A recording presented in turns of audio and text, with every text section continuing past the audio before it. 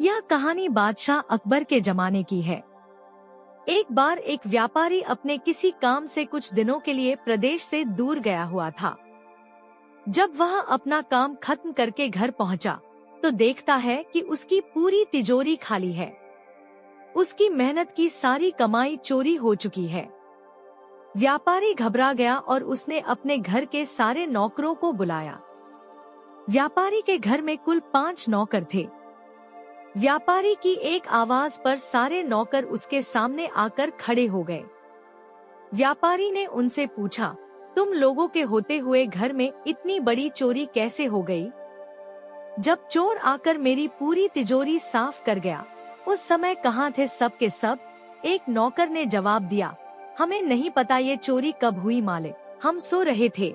उसकी यह बात सुनकर व्यापारी गुस्से से आग बबूला हो उठा और बोला, मुझे तो लगता है कि तुम 5 में से किसी एक ने ही चोरी की है। तुम्हारा हिसाब अब बादशाह अकबर ही करेंगे। यह कहता हुआ वो महल की ओर चल पड़ा। बादशाह अकबर अपने दरबार में बैठकर जनता की समस्या सुन रहे थे कि तभी व्यापारी वहां पहुंच गया। व्यापारी ने कहा, न्याय हुजूर न्याय, मेरी समस्या को दूर करें। बादशाह ने पूछा, क्या हुआ?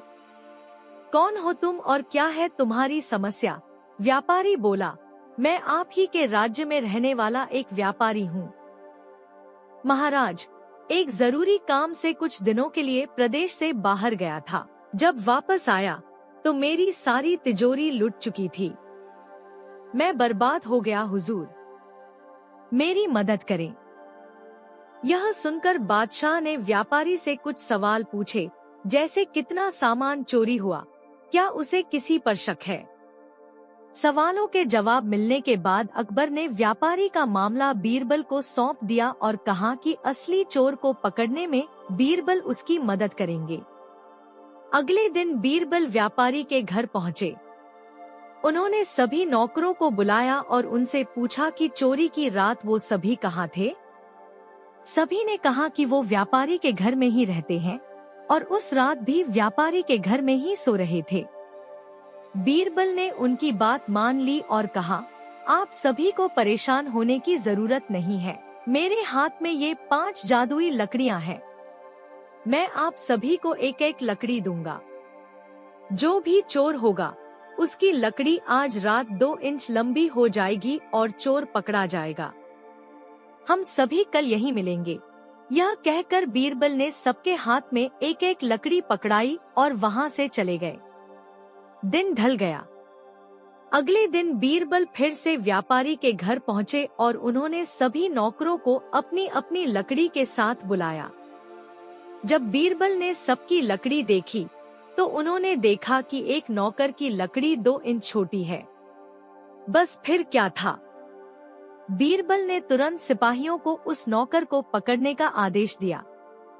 व्यापारी इस पूरी घटना को समझ नहीं पाया और असमंजस से बीरबल की तरफ देखने लगा।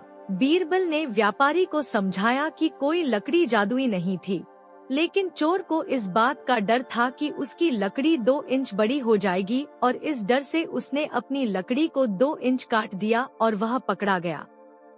व्यापारी बीरबल की चतुराई से बहुत प्रभावित हुआ और उसका धन्यवाद किया।